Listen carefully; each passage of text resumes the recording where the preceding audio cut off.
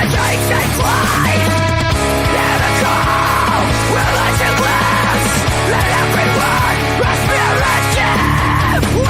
the Aftershow, with stories intertwined, the pulse of gaming, the culture's greatest strive, with every click and sound, the heartbeat of our dream. We dive into the depths where passion plants exceed.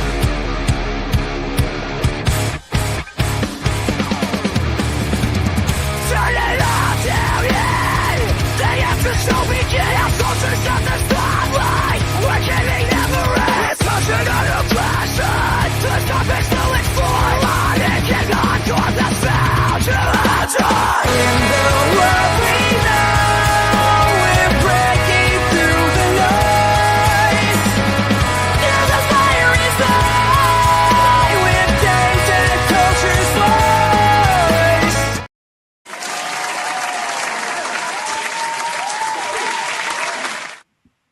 What did you, Naysayer Nation, and welcome back to the Aftershow Podcast.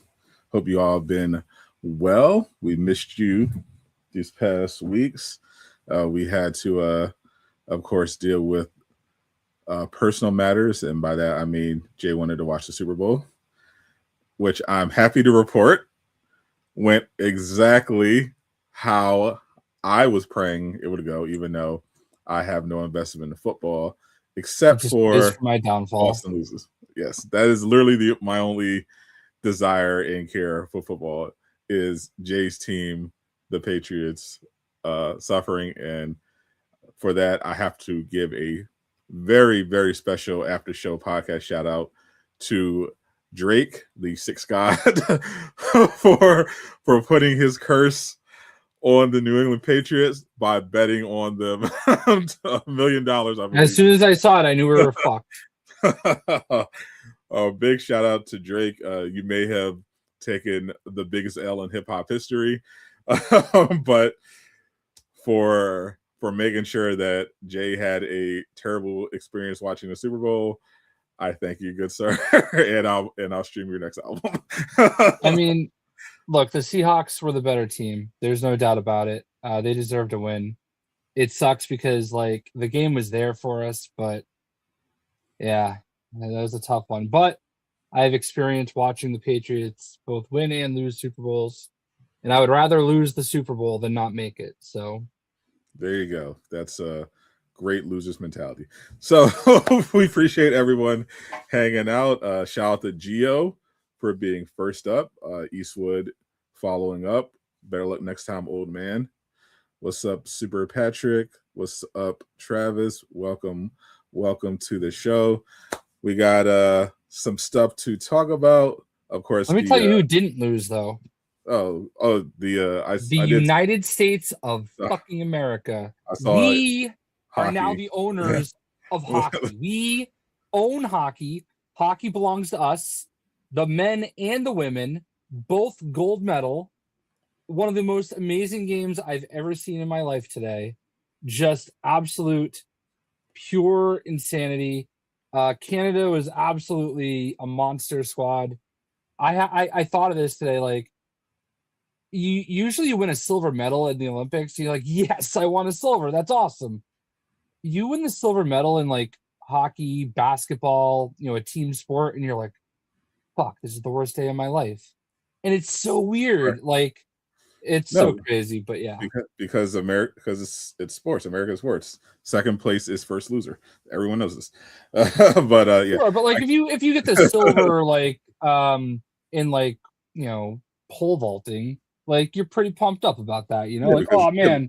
Yeah, because no one gives a shit. The problem is America in particular has a history of dominating, in particular in basketball. I mean, thanks to the Dream Team. So now, because of that standard, it's now considered a failure if you get anything less to go. Hockey is different, I assume. Again, hockey's not a real sport, so I don't follow it. This is a generational game today because like Canada really like they LeBron'd this game. Okay, like there is one spot where Nate McKinnon from Colorado like wide open net, okay, wide open net, and just choked. He should have buried that. And then on the gold medal winning goal, the golden goal, he missed getting to the puck. The U.S. defenseman Werenski gets it, shoots it over to Jack Hughes, buries it, okay, and pandemonium. And like it was like the anti-LeBron though. Like Jack Hughes, like this kid's like 20, I think, took a stick to the teeth. Like both of his teeth are busted. He's bleeding everywhere. Okay, gets up and wins the game for America. LeBron would never. That's just all I'm saying. But definitely, so, he roll around on the ground and cry for the refs. Exactly. Like exactly what he would do. But this guy, and I just love. There are two guys from the Bruins on the team. My favorite player on the Bruins, Charlie McAvoy, and our goalie was their backup goalie for USA.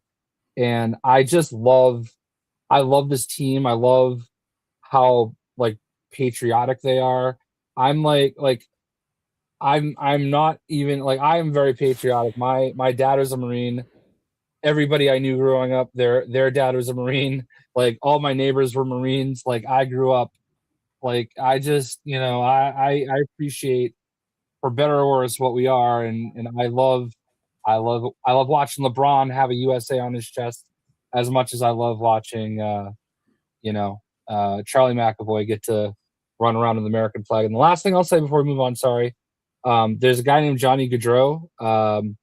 A year and a half ago, he would have been on this team, but a year and a half ago, him and his brother were getting ready for. The brother also played in the NHL. We're getting ready for their sister's wedding. They're riding their bikes just down the street, and drunk driver kills them both. Oh yeah. And, the most amazing thing was them bringing his jersey on the ice. They had with them all through the whole thing. They had a jersey for him, and then they brought his two daughters out on the ice and took the team photo with the gold with his jersey. And it's like I lost it. Like, I'm sorry. It's one of the most amazing things. So anyway, I'm on cloud nine. Team USA hockey, just legendary goal. Like, this is going to be talked about forever. So anyway, sorry. Well, looking forward to watching, or not watching, the Netflix documentary that will definitely be made about this. I'm sure they will, man. I'm sure they will. Big shout out to Missing Shogi Piece. Welcome to the backstage. Shout out to Gabe, who just came in, and sorry, Travis, that you're not feeling well. Hope you get well soon. For the rest of you that Jay didn't scare off by talking about hockey, we got a great show for you guys, because a lot happened this week in the gaming world, in particular for both sides of the console. I need war. one more. Oh, I need one more. He needs to borrow some more. What up? No, you're gonna like this one. Aquatone's out here retweeting the White House. Justin Trudeau, you can't take our country and you can't take our game. And the White House tweeted an American eagle murdering a Canadian goose. Sorry. Yeah, don't. Come on, you gotta laugh at that. Not from the White House. if someone else if Aqua himself had memed that, I would. That's fair. That's fair. Justin Trudeau's not in office anymore. And plus, I just saw he bagged some celeb. I don't know who it was. Hold on. I think we're all gonna be jealous. Mr. Steal Your Girl, Trudeau. Katy Perry. Just knocked up Katy Perry. I mean, I guess people would be jealous of that 10 years ago, but that's fair. That's fair. Shout out to Trudeau for getting Russell Brand's ex. Anywho, we had some. Anyway, we got a lot to talk about. We had some big news out of the gaming, as I was saying. Both sides of the console war, both. This has actually become a tradition at this point. PlayStation will do something stupid, and then Xbox, before anything could even be fully realized and dissected, they will one up them and take all the attention away. And this was probably potentially the craziest such instance we've had in recent memory, with Xbox with first PlayStation making the shocking announcement that they are shutting down beloved studio Bluepoint Games only 5 years after acquiring them. Bluepoint is, of course, the beloved studio that is known for basically being masters of the remake. They did the Uncharted collection for PlayStation. They did the launch title Demon's Souls, which is still one of the highest rated PlayStation games of all time and one of the highest PlayStation 5 games of all time, despite the fact that it is a remake. And people were speculating that maybe Bluepoint was working on the God of War remake, that trilogy that was announced at the State of Play, which was a big high point for PlayStation. They were riding high. That was an amazing show. We had the Canon Bridge of Spirits sequel, you had John Wick, we had the big God of War reveals at the end with the remake trilogy and the shadow drop of the 2D Metroidvania. Riding high, great time via PlayStation. You had all these exclusive dropping this year. Everything was looking good. Then the Bluepoint news hit, and before everyone could finish saying "fuck Herman Hulse" and fire Herman, Xbox comes in and says, "Hold my beer," and announced the retirement of both Phil Spencer and Sarah Bond at the same time. And we can pretty much safely assume this was a retire or you're fired situation, because Sarah was literally posting on LinkedIn like nothing happened. And I just saw before I went live that over at Kind of Funny, Greg got some I was just watching that too. got some inside info that says that what we already knew, which is that Phil was definitely fired. He's so being random. He's being replaced, of course. Now running Xbox is Booty has been promoted, and now running Xbox is going to be their now Microsoft's former head of AI, which if you recall, Microsoft's AI was in the news last year because they fired 8,000 people in order to pave way for their AI infrastructure, which so far has resulted in nothing but people uninstalling Copilot on their Windows 11. So not great. This was so not great that in a rare moment, I saw Jay tweet that he is scared for the future of Xbox. So we'll start there. Tell me. Let's talk about rare moments. Okay. Last night I sent you a Ron Funches meme about Xbox, and you sent me Mighty Keith video making fun of PlayStation. That I think is kind of hilarious if you think about it.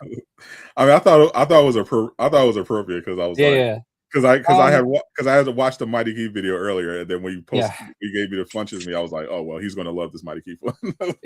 No, but like I think both things are just wild in their own. Obviously, Microsoft's or Xbox's is way more, big picture stuff. Yeah.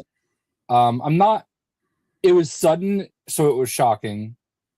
But if you take a step back, I'm not surprised. I don't know. I feel like Satya, is that how you say his name? Nadella? Yeah. The head of Microsoft. Satya Nadella. Yeah, I feel like he's getting close too. I mean, like, I really feel like the problem starts with him. I don't know anything about this lady. I'm not going to pretend I do. Nobody should pretend they do. I guess she was with Instacart and Meta before. Yeah, a lot of people. Apparently, she's doing her best to come across as a gamer to make up for the fact that she has no prior experience working at a gaming company. She's been doing polls, asking people their favorite game. She posted her gamer tag, which apparently has a score of 10,000. Yeah, and all of the games were played in the last 30 days. Yeah. I think I've gone like this with her. I'm like, the first thing that she said I thought was perfect. We're gonna bring back Xbox, no AI slop. she said all the good things you want to hear. And if she just left it there and let things marinate a little bit, I think that would have got us through the weekend just fine. I do feel like she's trying a little too hard right now. Definitely. If it's even her. I did follow her, and when I followed her, she had like 1,200 followers, and then like an hour later, she had like 15,000 followers. So, obviously that'll happen. It will. I don't know, man. I'm not. Are we sure first of all, are we sure she's not AI herself? That's fair. I did look at she is a former Forbes 30 under 30 person. She's got a great track record doing other things. I don't think she necessarily has to be like some pure hardcore gamer to be the business person she needs to be. I think there's a lot of good infrastructure around. I mean, obviously Matt Booty is an industry veteran. Some people don't have the best things to say about him though. I don't know, man.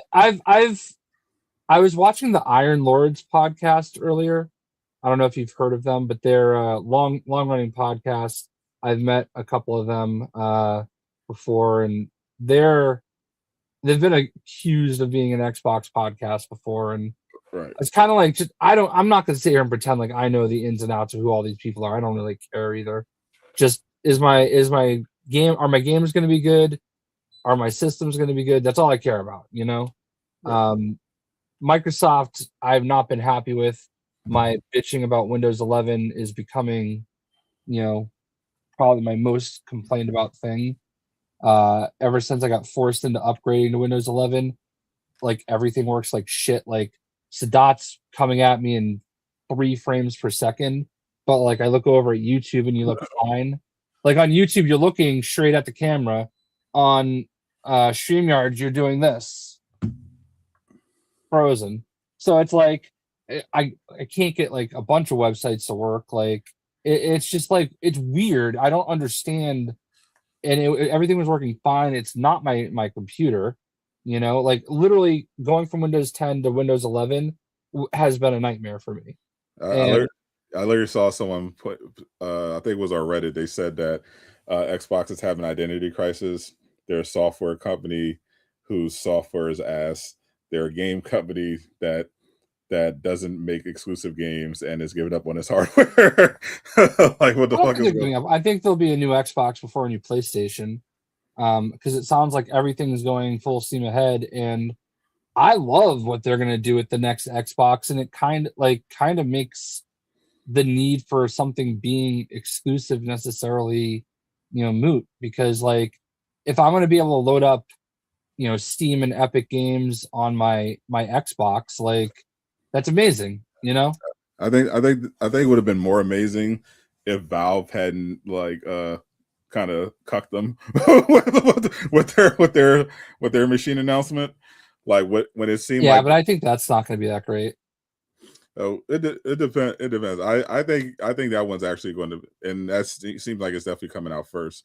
So it's going to have that advantage. I think as long as they stick to landing, I think it's going to be big. Valve has huge huge install base for the Steam. They have a lot of goodwill, a lot of support. I think this could be big. I think Xbox is ultimately just at the moment, who knows now, but they were trying to steer everything towards the cloud. Their cloud. I don't know how I feel about that. I've been having terrible experience with the PlayStation cloud gaming or whatever it is. Yeah, I don't even use it. I tried to stream it once because I wanted to cover Batman Arkham Origins on, and it was hot ass. So yeah, I'm just planning to play Lego Batman 2, and if I pause my game for more than 5 minutes, it literally shuts down. I'm like, what the fuck? I just want to play this game. Why can't I just install it? It's weird.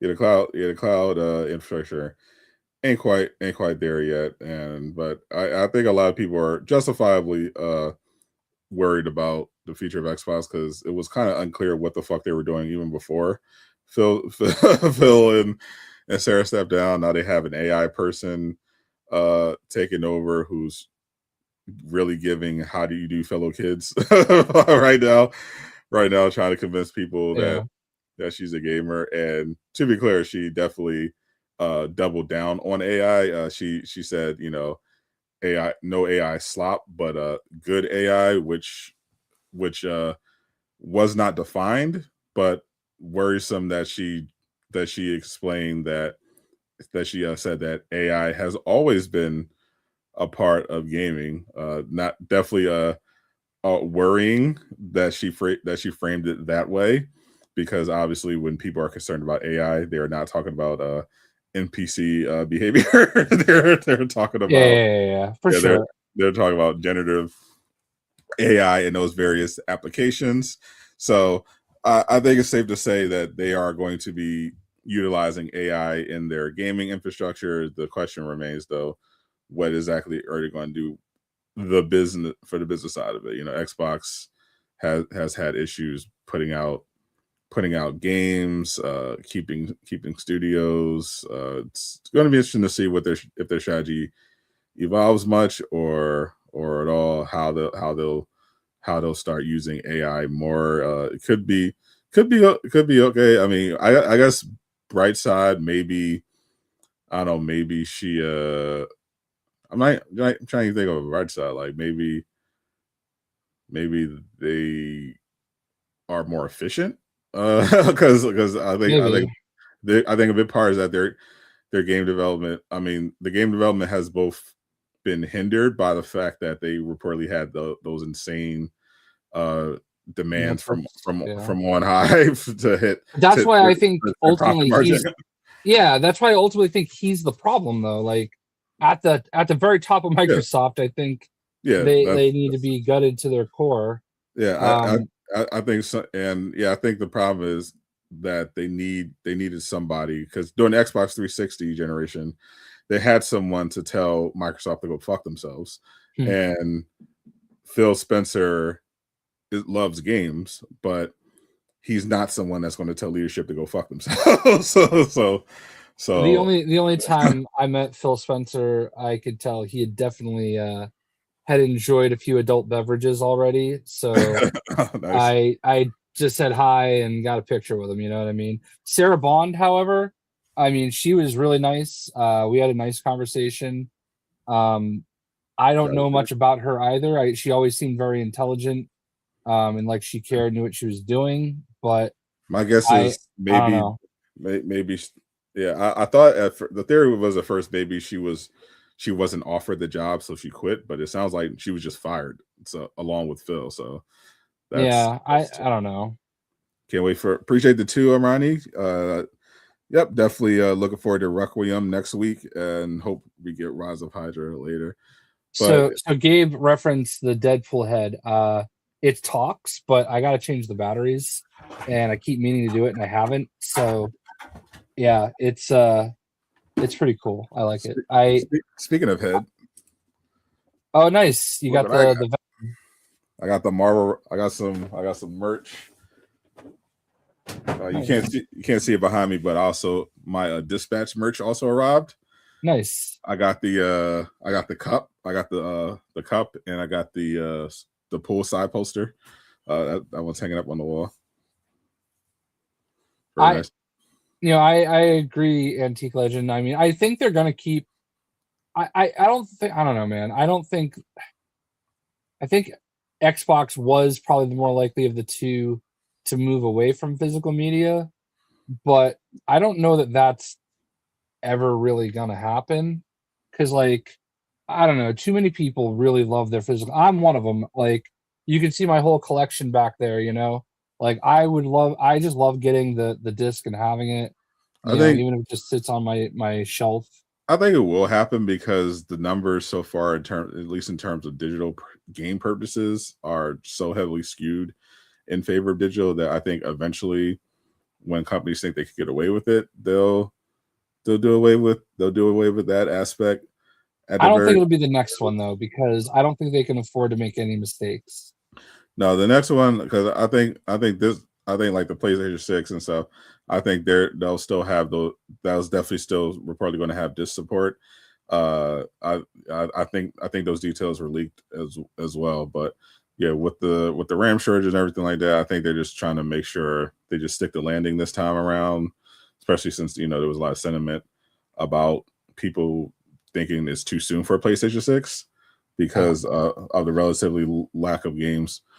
But which they're trying to make they're trying to make up for it, which so far they are. But I am concerned, big picture and small picture, for PlayStation after this Bluepoint thing, because this is another casualty of the Jim Ryan Herman Holtz live service boondoggle that has continued to fuck over everyone in continued and unexpected ways. I mean, for those who forgot, Jim Ryan, before he stepped down, initiated this insane plan to have like 20 new live service games, and they ended up putting a ton of money towards investing in them, and like they ended up canceling the ones they canceled, the Twisted Metal game, the Spider-Man Great Web game. People were very confused why, especially when the ones they greenlit, obviously the most famous one being Concord, ended up being a generational failure. Fortunately for them, they got a big hit out of Helldivers, which they weren't even expecting. But then they bought Bungie, and they've been trying, and Bungie acquisition hasn't been working, so they've been kind of trying to recoup some of these costs. And we saw that kind of manifest in layoffs across their studios, including Insomniac, Naughty Dog, and now it's resulted in them shutting down Bluepoint, which is so bad, especially when you look into the details. This was a successful studio. It's not even a big one. It's in Texas. They put out great remakes. This remakes have been like a big thing in the industry now. Is doing very well for Sony. So having a studio specializing in that was like a great acquisition, and they've done great work. But instead of putting them on remakes that fans wanted, like Bloodborne, Jak and Daxter, Infamous, after they bought them and they did Demon Souls, instead they put them on a God of War live service game instead of the God of War remake trilogy, which if they had done that, they would be announcing a release date for the God of War remake trilogy by now at the State of Play, instead of saying we're announcing that it's in early fucking development.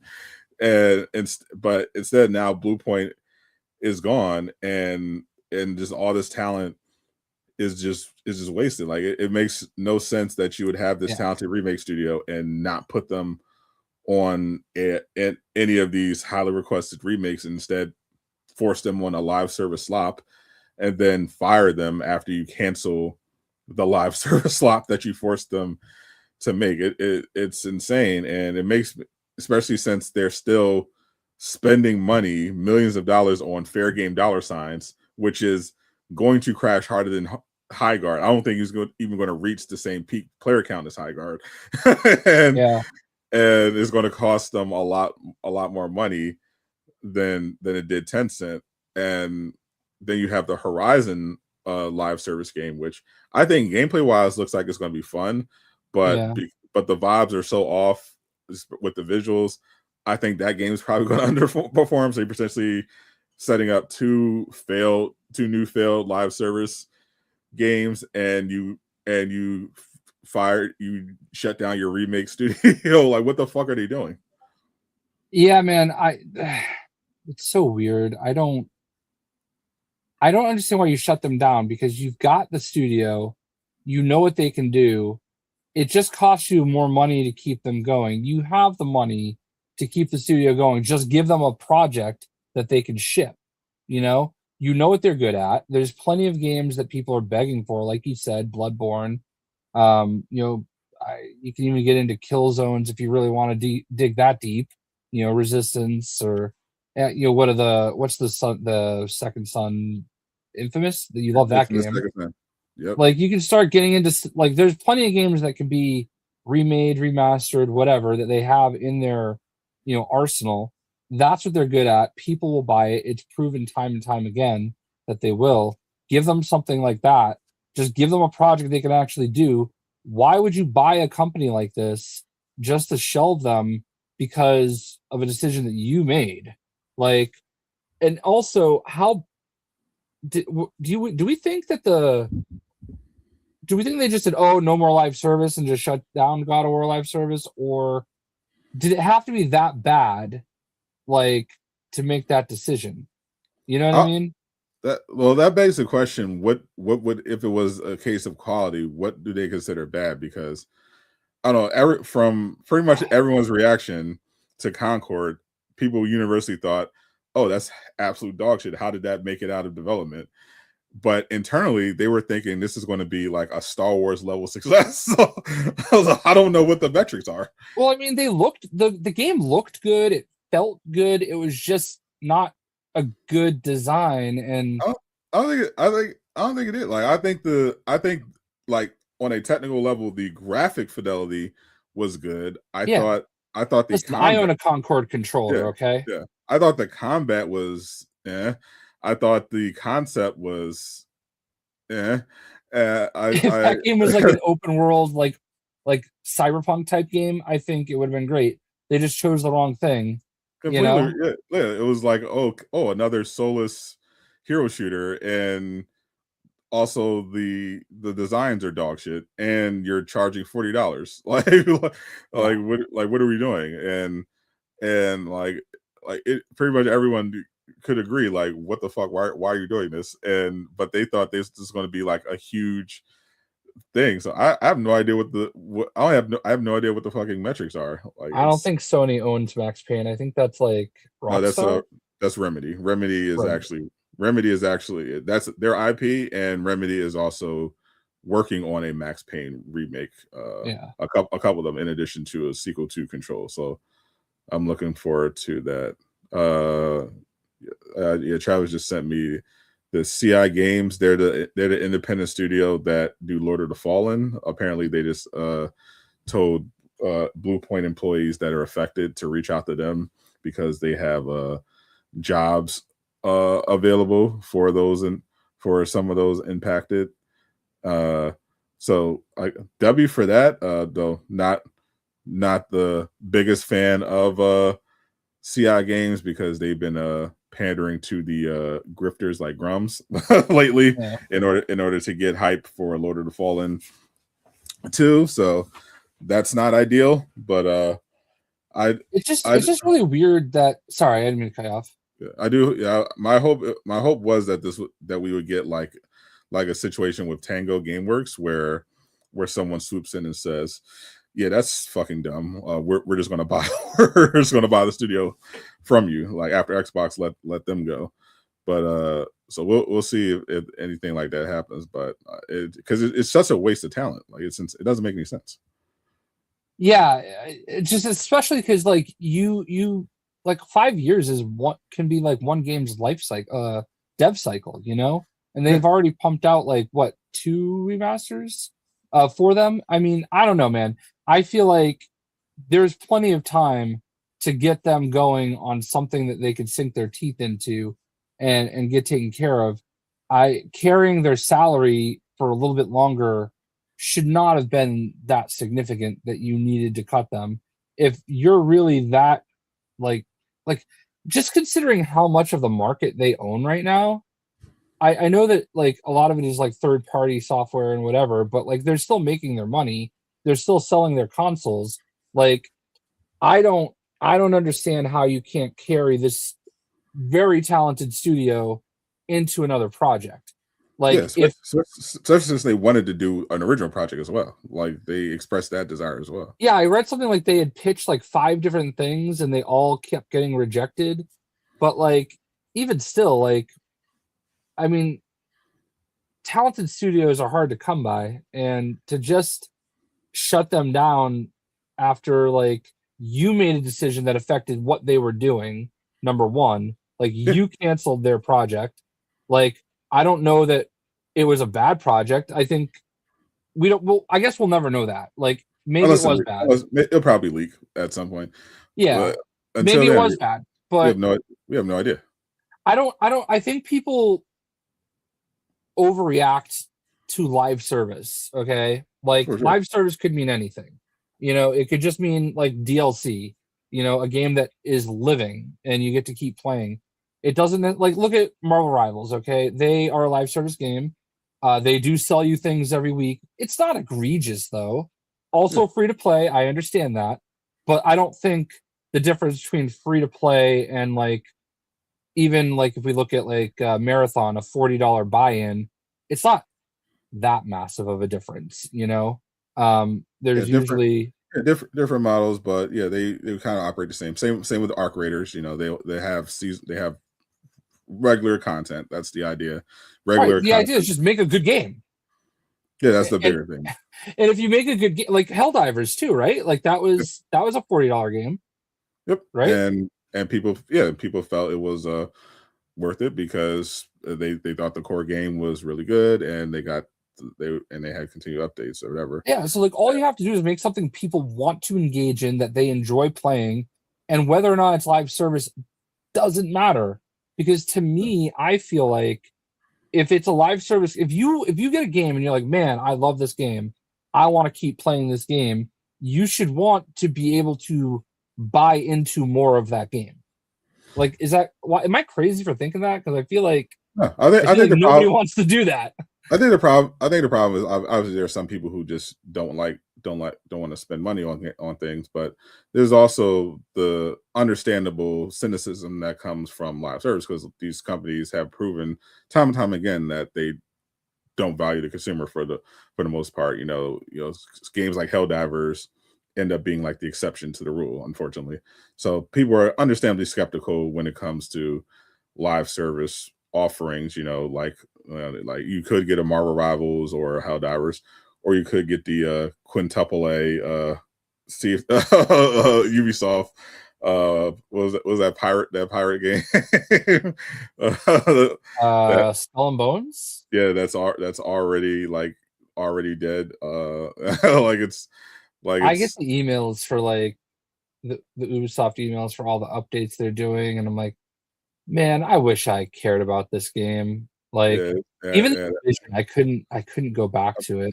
Apparently, there's a new indie pirate game that dropped or is an early access that's already like surpassed the all-time player count of Skull and Bones.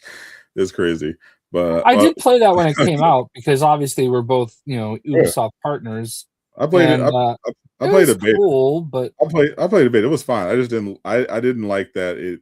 I didn't like that they had basically no land parts. I felt like they would have been better off expanding on Black Flag, which they were planning to do a remake for, but that got delayed. So to be clear, CI Games didn't just say that they were listening to people who actually bought the game. They literally were like adding and retweeting people like Grums specifically, and just glazing and buying and like playing into the whole culture war thing. So yeah, that is a problem. So I hope that Bluepoint lands on their feet. I hope someone ideally gets the whole studio. If they do end up with CI Games, that would be unfortunate, but at least they will be employed. Yeah.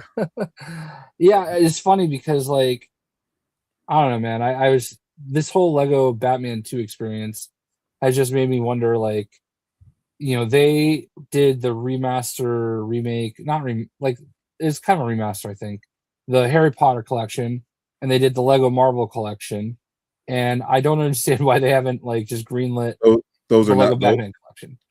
Travis, those are not the people that bought the first game. First of all, grifters don't buy games. First of all, people who like the people who bought the first game were fans of Souls-like games. They thought they were getting like another Elden Ring. Those are the people who bought the first game, and the people who bought the first game thought it was dog shit, which it was. and they took that feedback and said, okay, we understand. We're going to try to do better. And also, let's start cynically pandering to the cultural right in order to get some free marketing. That's what happened. Let's not reinvent what actually happened. Like they made a Souls game that was dog shit, and then they started pandering to the culture war to get free marketing. No one would reign. Many people. Like you forget. I do this for a living. Like I was actually in the Lords of the Fallen partner program. I saw the feedback to the first Lords of the Fallen. It was not great. Like you may have enjoyed it. Many people did not. It was not well received. that's just the reality of it. You know what I think one of the other funny things about this whole Bluepoint thing is it made me realize how many people have left Twitter, because like Jason Schreier's not on Twitter anymore. Oh, he's on Blue Sky. And even Greg Miller is not on Twitter anymore. So like to be fair, most humans aren't on Twitter. It's like 80% bots. Like, yeah, it sucks because like I don't want to, like, my big thing is I do have a Blue Sky. I do have what's the Instagram one? Threads. I don't like them. I don't use them. And I don't want to post the same thing on like 5 different platforms. You know what I mean? Like, can we just pick one, like make it the thing, and like, I don't know. It's annoying. And honestly, like, to be fair, like posting on these other like platforms, like it only accounts for like less than 1% of traffic going to my YouTube video. You know what I mean? Like very few people actually engage with anything that you post, like that takes you outside of any other social media. So some are better than others. Twitter specifically throttles that sort of traffic intentionally to prevent you from growing. Like it's bad. I feel like all the social medias just hate each other, and for no reason just throttle everybody. It's wild. It's pretty ass. So I just go on Twitter to see news and go about my day. I don't really post much anymore, but I'll get my gaming news now from Schreier from Reddit pretty much, because they'll just post what he puts out there, and I'll watch Jeff Grubb on YouTube, because he doesn't post on Twitter really a little bit. He sometimes does now. He wasn't before, but now he does a little bit. Yeah, I have the Game Leaks and Rumors, Reddit, but I forget to go there too often. So yeah, I always check daily, because that's where the big news drops. Yeah, that's is a good source. But they are a lot of, pretty much everyone's like universally like fuck Sony for shutting down Bluepoint. It's a lot of people really out of the studio, and even if because even if you don't really particularly like didn't get any of their games, like it scratches your head, because a lot of people do want specific remakes, and it's like head scratching why you would have such a talented remake studio and while having all these remakes that people ask for, and instead of giving it to them, you highlight fair game. You put millions of dollars into Concord, fair game dollar signs, and Horizon Zero Dauntless. What is the plan? The Horizon game looks weird. I can't make heads or tails of it. I don't mind Horizon, but I don't know if I like the model of picking specific characters. I don't know. I thought that we were just gonna make our own Horizon character, Yeah,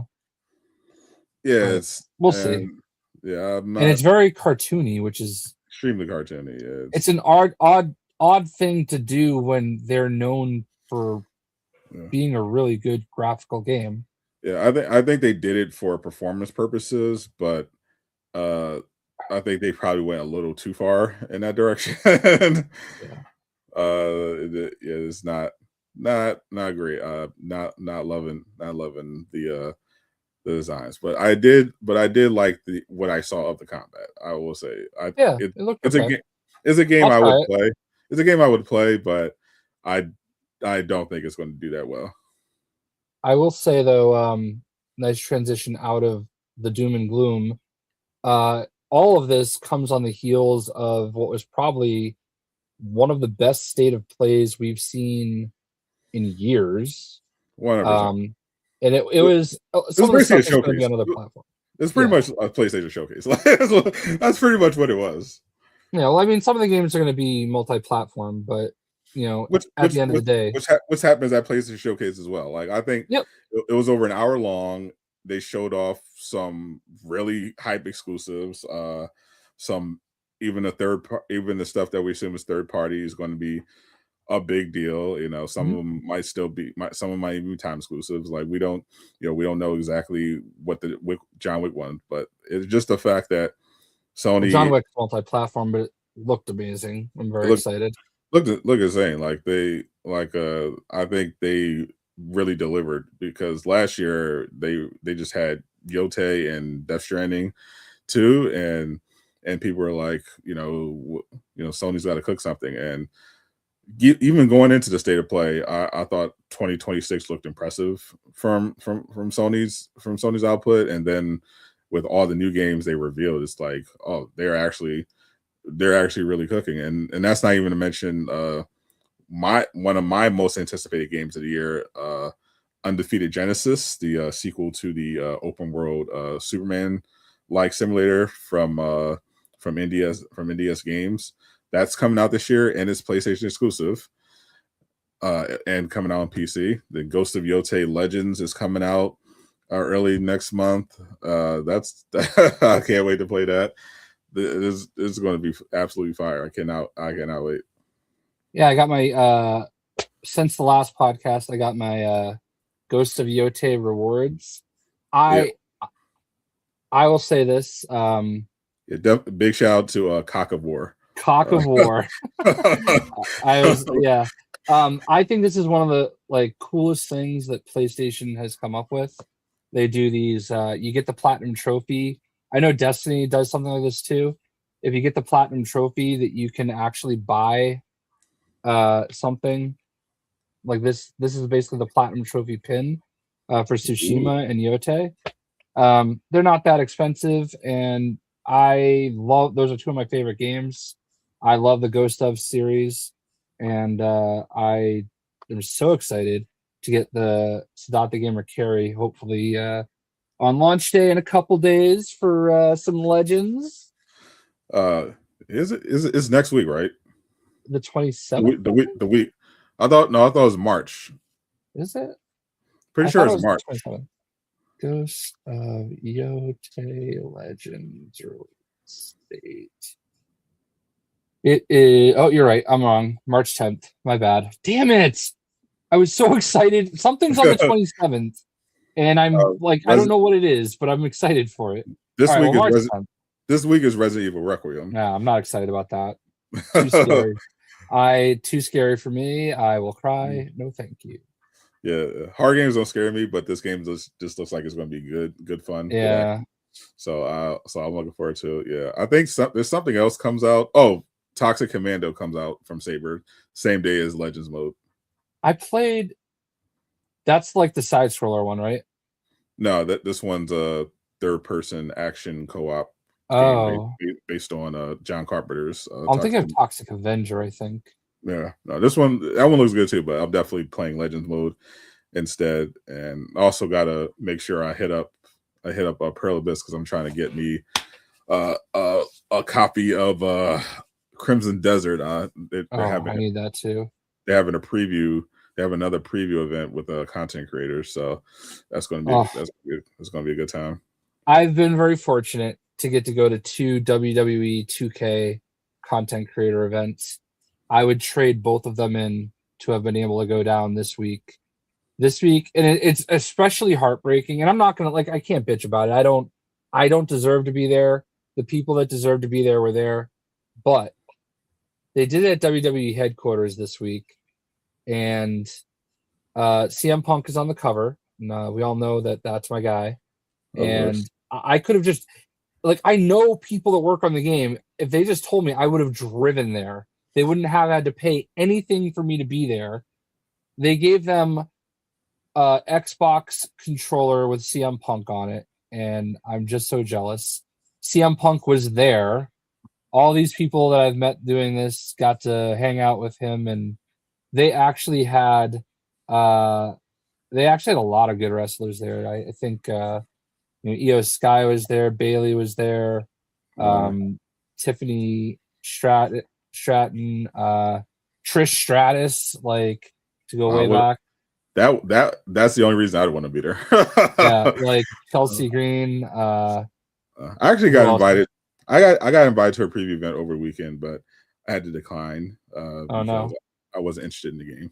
Honestly, I think it'd be fair for me to go because I wasn't that interested in the game. I will say the positive side of not getting invited to it is people were bitching the whole time about, like, oh, you didn't invite so and so. Why? How didn't you invite this person, that person? Why were they there? They don't belong there. And I'm like, oh, that would have been me. Yeah, for sure, it always happens. Yes, I can confirm that I was one of the chosen for a copy of Resident Evil 9.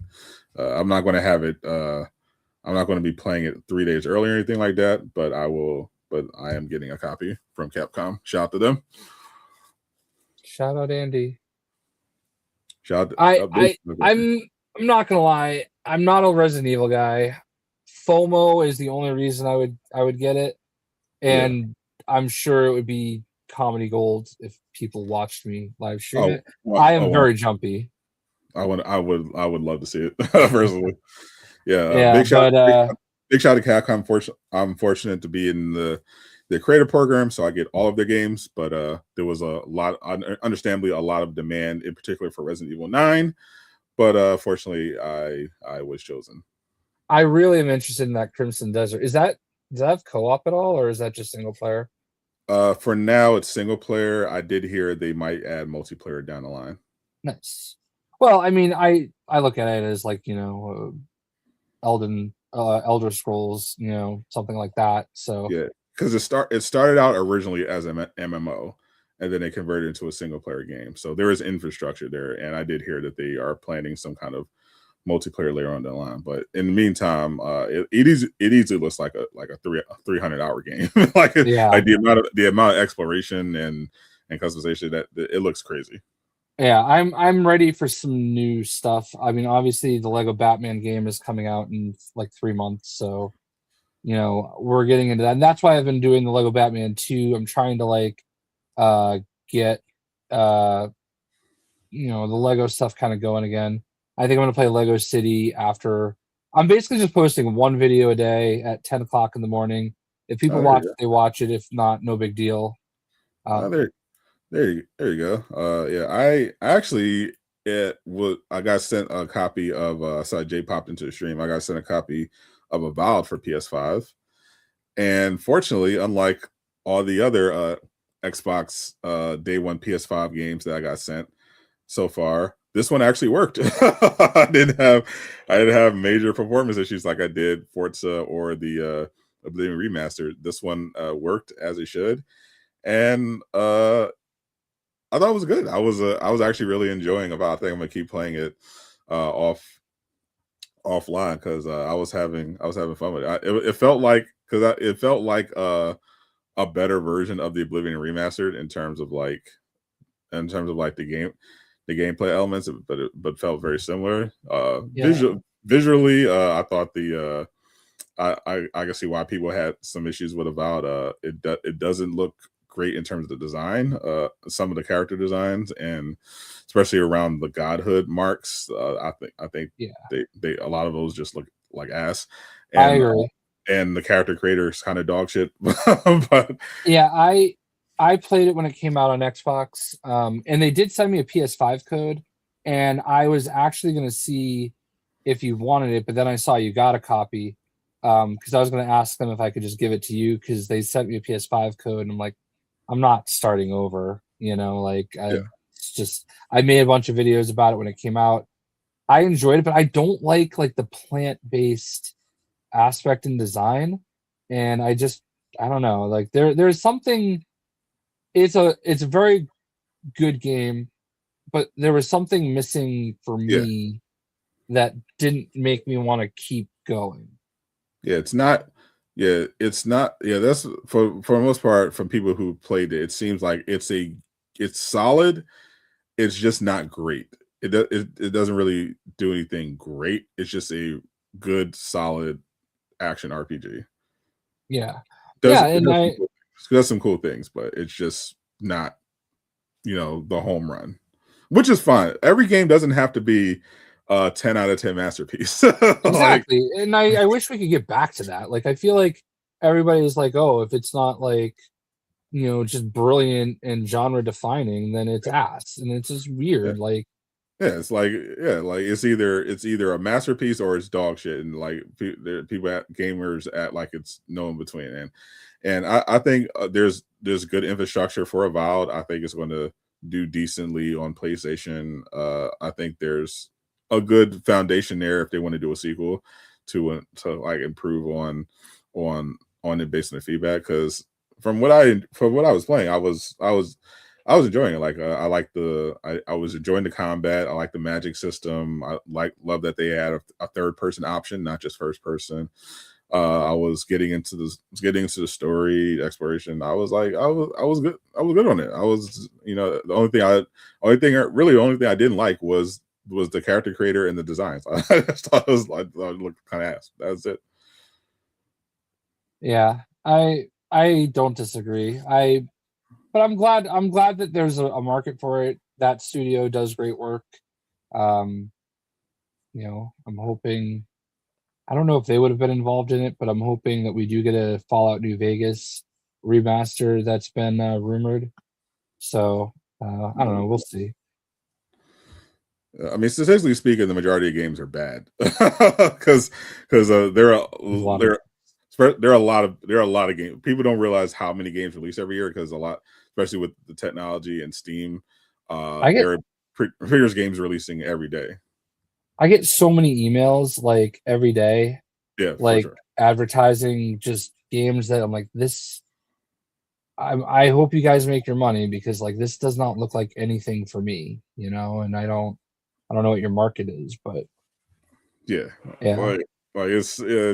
is what and to be fair, there are some games especially on the indie scene that may look rough around the edges, but end up being big huge hits because they play really well. But and then you obviously have the actual slop that comes out in the scene, like porn games and stuff like that.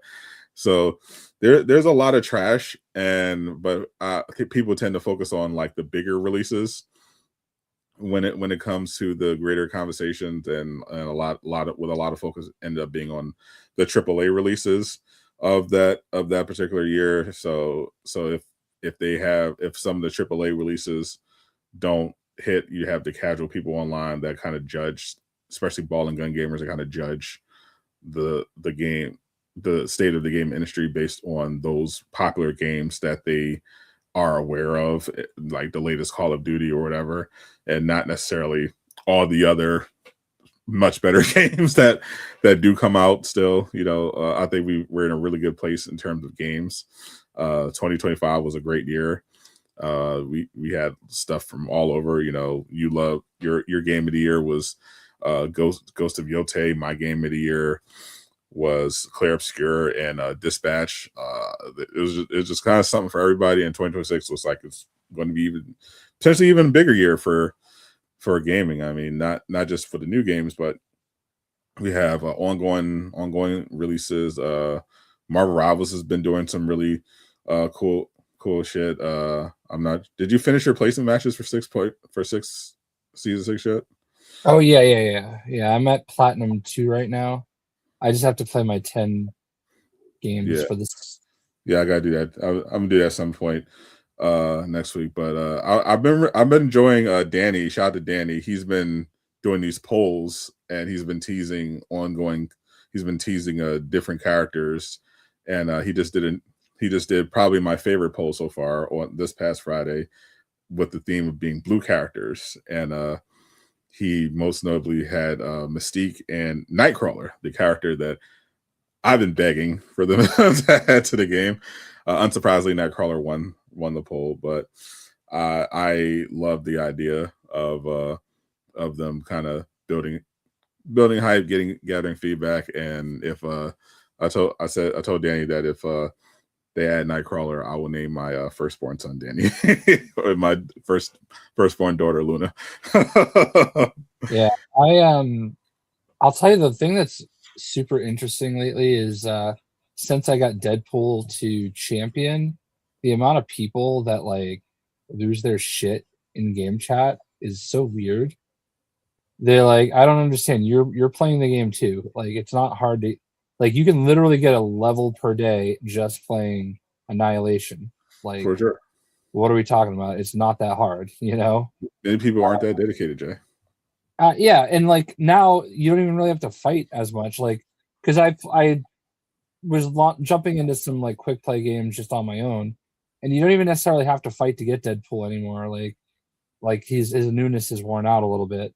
Yeah, that kind of happens to all the new characters eventually. Yeah, exactly, and that's why usually I don't mess with the new characters for the most part, but like Deadpool is like literally one of my holy trinity of comic book characters, you know?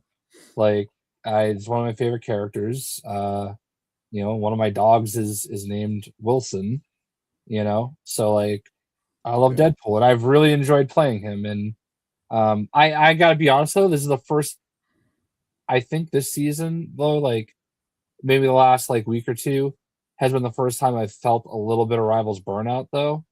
And once I hit that like 100th episode of It's Just Quick Play, I was like, I think I need to slow down a little and get into some other stuff a little bit more. Funny you say that, because I follow the because I do make a lot of Mar Rivals content, mostly cover the news every week and stuff. Right. But I also follow the competitive scene. I keep track of other creators, see what they're doing, and it's been interesting. I've noticed a pattern. What's up? I'm trying to get on my spot. Oh. I noticed a pattern this season in particular with with Mar Rivals streamers in particular seem to be moving away from the game in a lot of ways. I saw that people are branching out more into variety more often, which is interesting. You know, like, and these are the streamers that usually are on Rivals all the time, but I am listening, by the way. Yeah, sorry, but they've been so kind of burned out on the quality of the season of the content. Like, they are just kind of either going to Overwatch or Deadlock. I saw one of the bigger streamers, J3 and Necros, are playing like Resident Evil now to prepare for Resident Evil. I know Overwatch just got that big update, so I know a lot of people have kind of Overwatch had the big update. They shuffle between, you know, those games and everything. Sorry, my wife was just trying to get the dog out of the bed because he's, you know, spread out everywhere.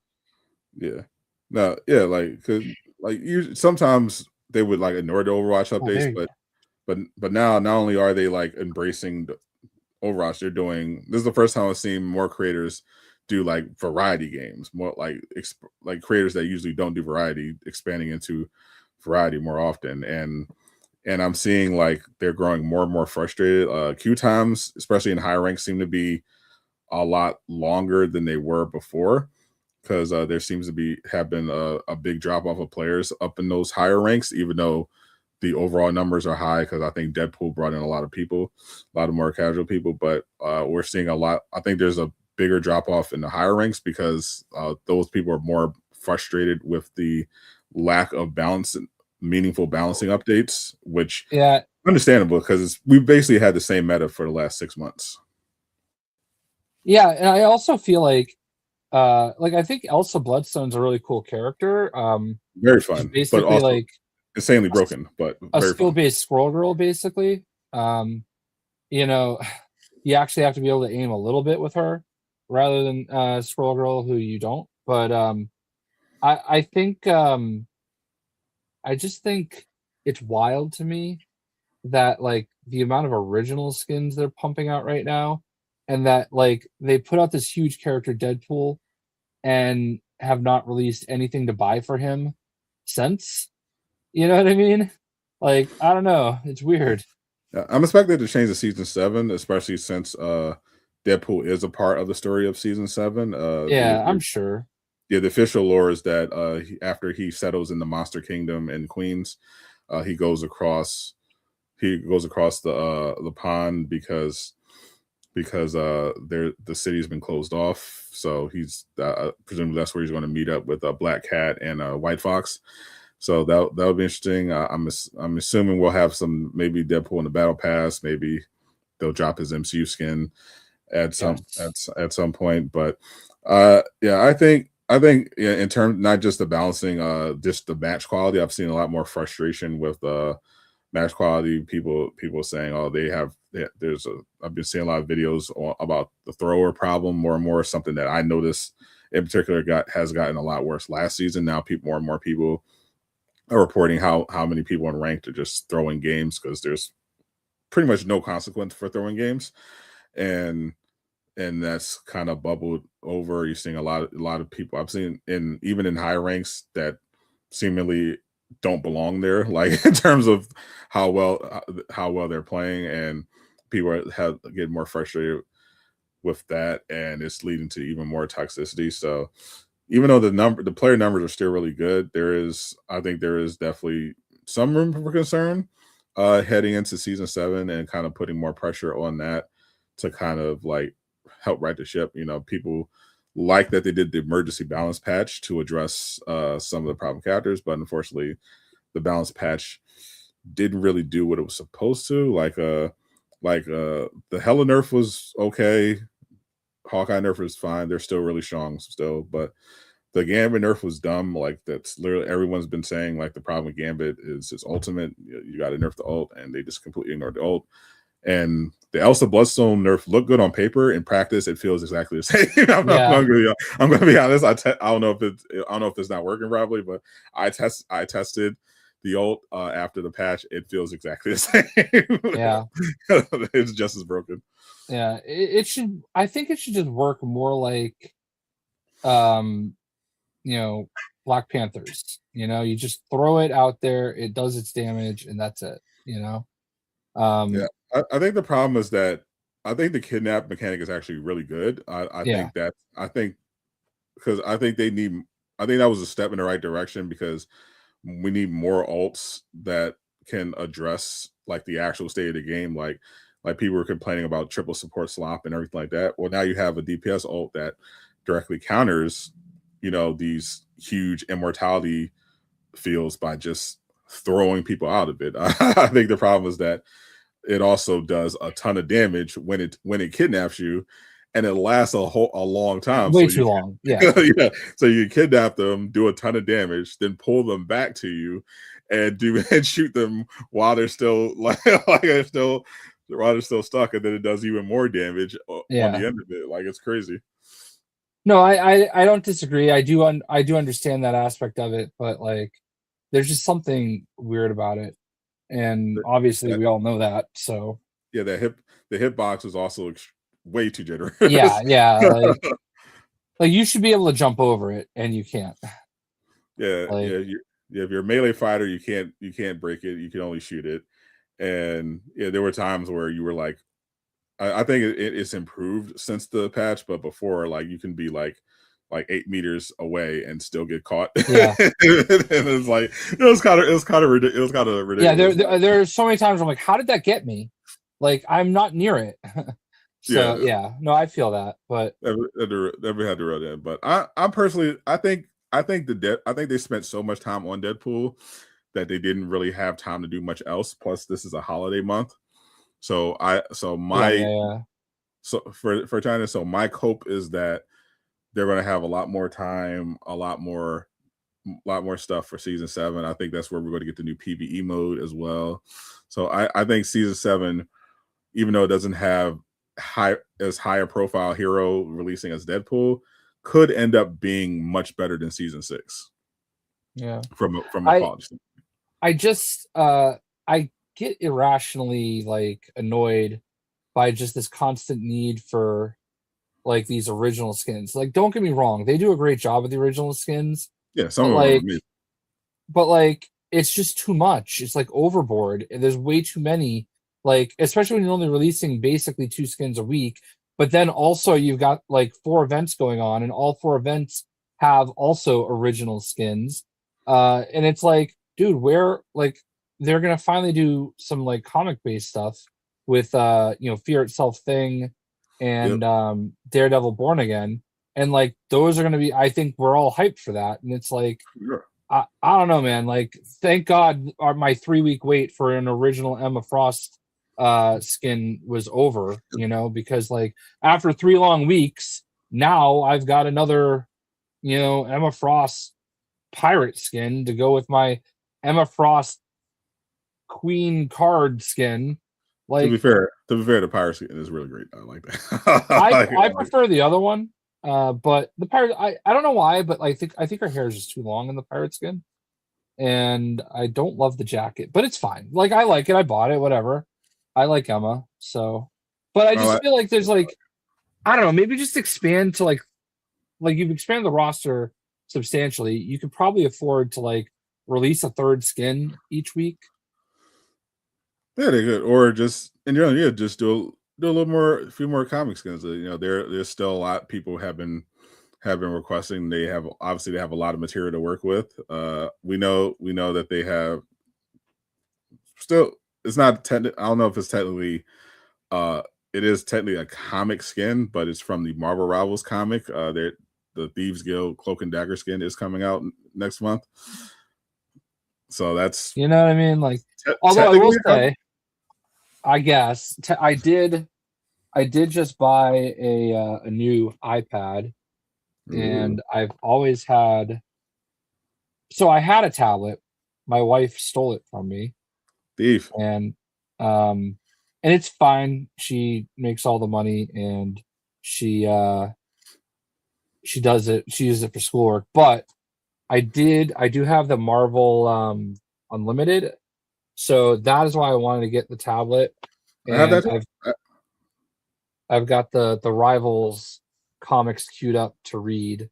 So I do love the idea of reading the books on a tablet. So, and I did finally read Deadpool Batman. Ooh, nice. It was not what I expected, but beautiful nonetheless. It's funny how I had I have 40 different covers of that book, and I hadn't read it. But essentially it's just a collection of short stories. And my favorite story out of all of them was Jeff and Crypto playing beach volleyball, and basically Kate Bishop and Supergirl are like yelling at them to, all right, playtime's over, time to come have dinner. And it's just like very simple, They had a cool Wonder Woman. I'm sorry? That sounds wholesome. I like that one. Yeah, they had this cool Wonder Woman Captain America team up, and they had I ship it. Yeah, they had Daredevil and Green Arrow team up. Wolverine getting his they had a Wolverine Lobo, it was like Lobarine or something like that. Ooh. Or Logo is what he was called instead of Logan. Which was basically like an algum. I don't know how to say the word, but they're basically combined them. Yeah. A fusion. Yeah, a fusion of the two. And the book was really cool, man. I thought I had downloaded the image of Jeff and Crypto playing volleyball, but yeah, it was a really cool book, and I'm glad I finally got to read it. So, unfortunately, you cannot have friendly fire in hero shooters. Amalgamation. Yeah, they did a comic run like that back in like the 80s or 90s where DC and Marvel got together and did all that.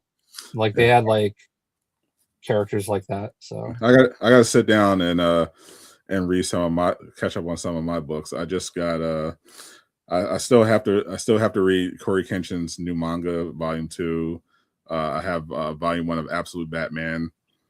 I do have Marvel Unlimited. I did want to catch up on the comics as well. I think I'll buy Deadpool Batman because I want to add that. I like the physical copy when it comes to books. That's the one area I'm old school. I buy all my games digital, but I prefer, when possible, to have physical books. That was one of my favorite things. Rocket Raccoon as a Green Lantern. That's pretty good. Maybe that'll be a skin. That would be sick, right? if they can make. I don't think they can make that work. But I did say, what was it? I said something. I was making a joke to one of the Lego Batman people. I was like, oh no, I think I was making a joke during like one of the Marvel Rivals things. Like, we do have a Deadpool Batman. So when's Batman coming to Marvel Rivals?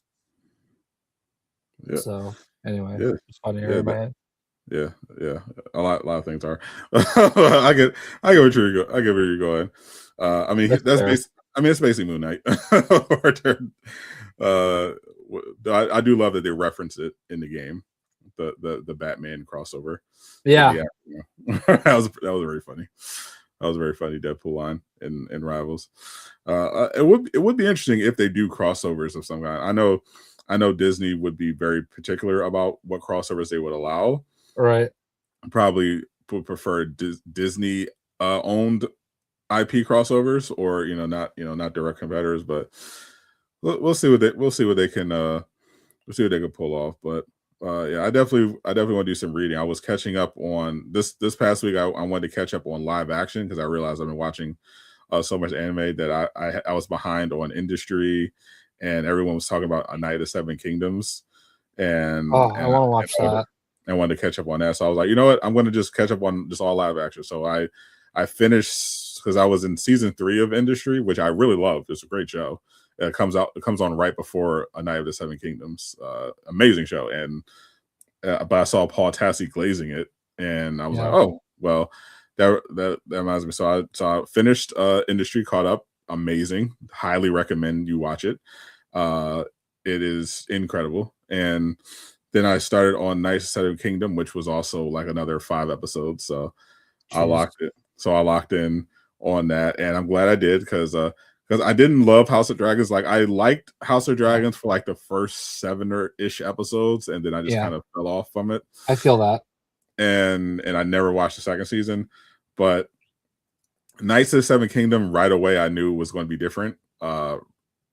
Definitely much easier story. It's a much more grounded. Like, it's based on, it's based around this one guy, this one earnest guy who just wants to be a knight.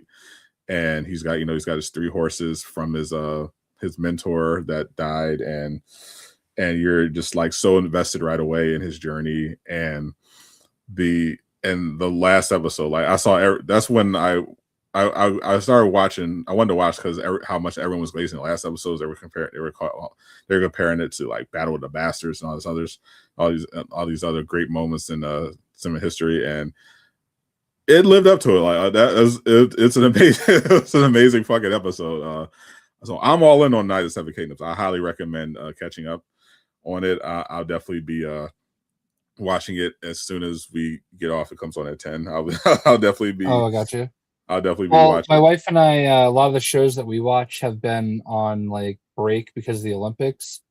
So we started watching Peaky Blinders this week, and very good show. It's been really good so far. We just met Tom Hardy's character, so it's a little weird hearing him speaking, the British, which I know he is, but but yeah, we've been watching. Watching that, and it's been really good. Did he have a glass of water Yeah, exactly. you taking a piss, mate. Take that. That's right. Shout out to Peter. Hockey belongs to us now, Peter. Shout out to Peter. I do have to say, Nate McKinnon from Canada had like the worst. I think I already went over that. Never mind. Who cares? You don't care. I care. It's fine. Correct. We gotta get you to your 10 o'clock start time for. Highly recommend watching CC.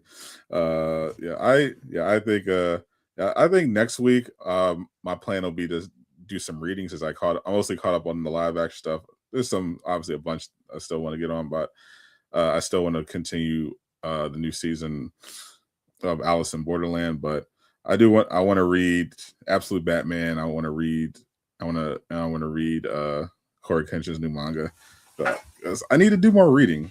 I haven't been reading as much because I've just been focused on games and creating content. So I want to kind of put some time in there for clear some of these books off my backlog too. Let me go and prioritize different backlogs. Get through one at a time.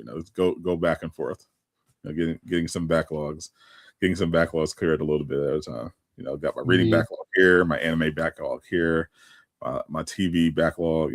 Just keep everything under control. I did pick these up too. Yeah, that's the one. That's the version I got. So I've got the volume 1 and volume 2 of Absolute Batman. I gotta get volume. I gotta get through as well.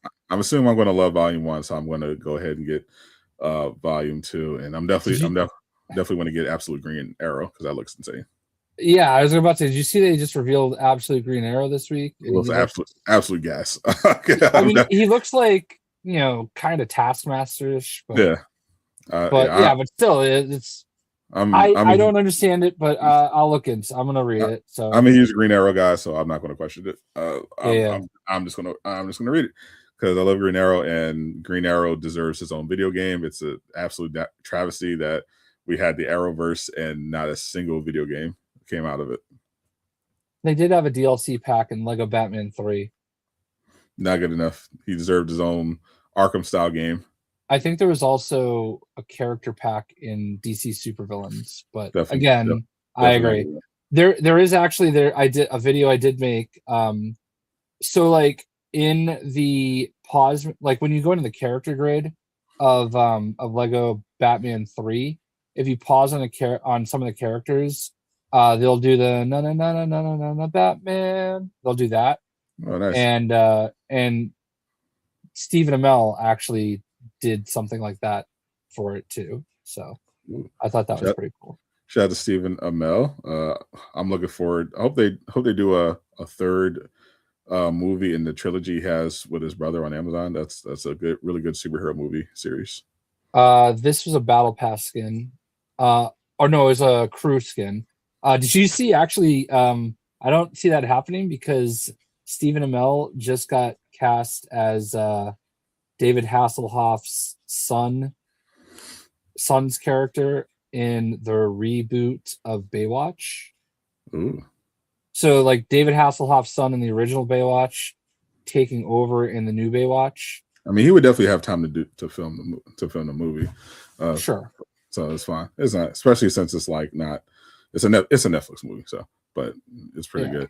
Oh, I'm sorry. I thought you were talking about Arrow. I'm sorry. Like another show. I get what you mean now.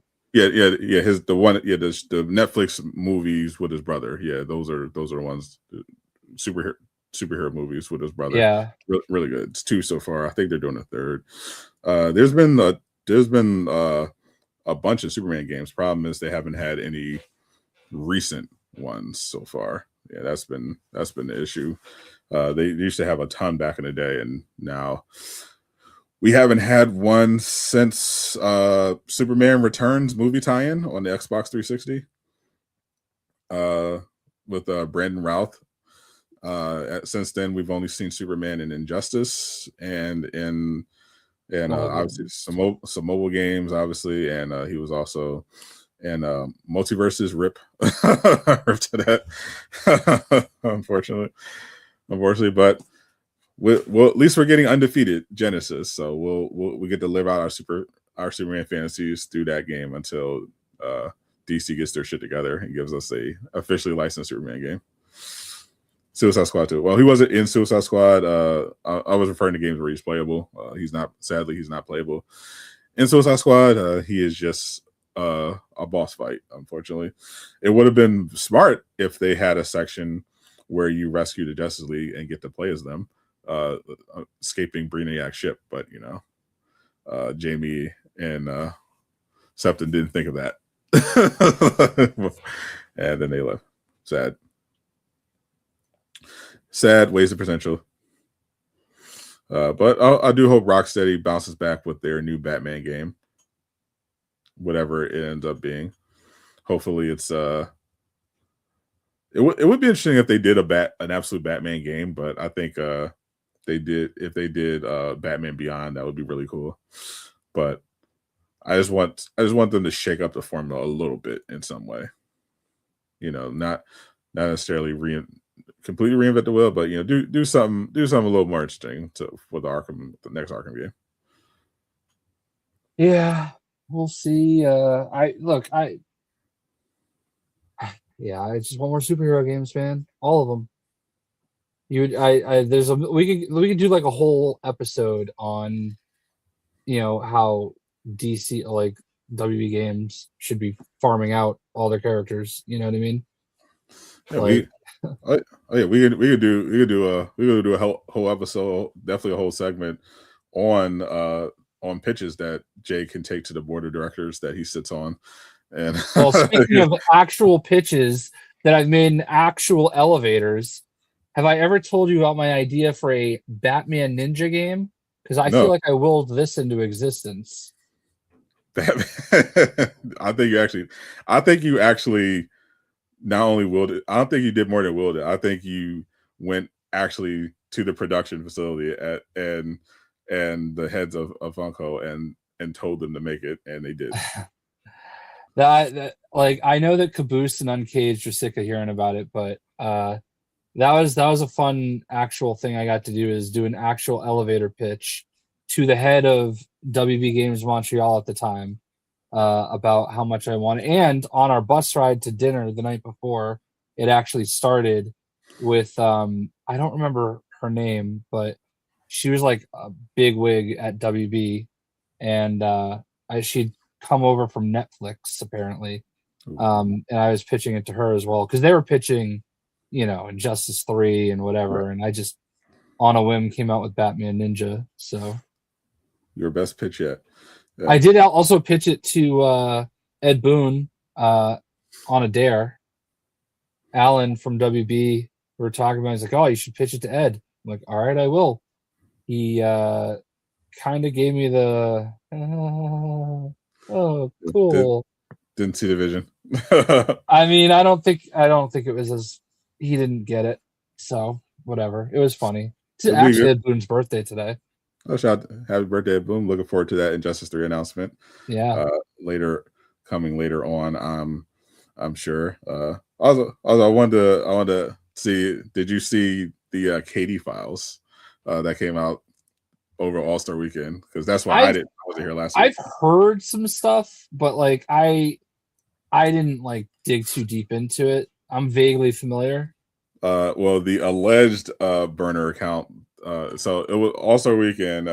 People noticed that Katie was on his phone a suspicious amount, even during warm-ups. And then someone leaked text messages allegedly from one of his burner accounts that came from a group chat that he had with some fans. And in it, KD was essentially talking shit about Charlotte. He was talking shit about his teammates, past and present. There was definitely some gold in there. He mentioned. I think my favorite probably was he described Russell Westbrook, because he was talking about how people were. He said Kyrie and Westbrook were kind of competing with. He said Steph was kind of, and Westbrook were kind of competing with him, and he described Westbrook as the triple-double cocaine bear. I saw something about he thought I think maybe it was Fred VanVleet was supposed to stay in Houston, and he wouldn't have agreed to the trade otherwise. He would have preferred to go to Charlotte or something. He said that he thought Charlotte had better young players because he said Şengün can't shoot or play defense, and he said Jabari Smith can't make a shot and is mentally impaired. He didn't use those terms exactly, but and he also mentioned, he said that when he was on the Warriors, he would like try to hold Steph accountable in film room, and they would look at and Steve Kerr would just look at him crazy, and he said that if you didn't pass up shots and screen for Steph, you were getting waived. He said he chalked it up to he said Steve Kerr doesn't mess with dark skins ever since Jordan punched him in the face. It was wild, bro. I didn't dig that deep, but I did see a few things, obviously. So no, we knew he had burners. He admitted he was still going to keep the burners, but these are actually gold. Some of it was a little disturbing, but it definitely made things in the locker room awkward, and that's why I wanted to watch the Knicks game because that was the first. I think it was the first game coming out after the All-Star break, after the KD files dropped, and they performed pretty well, but then they, especially Jabari Smith, who was actually hitting his shots, but then they blew a 14-point lead in the fourth quarter and lost. So, the Celtics just blew out the Lakers.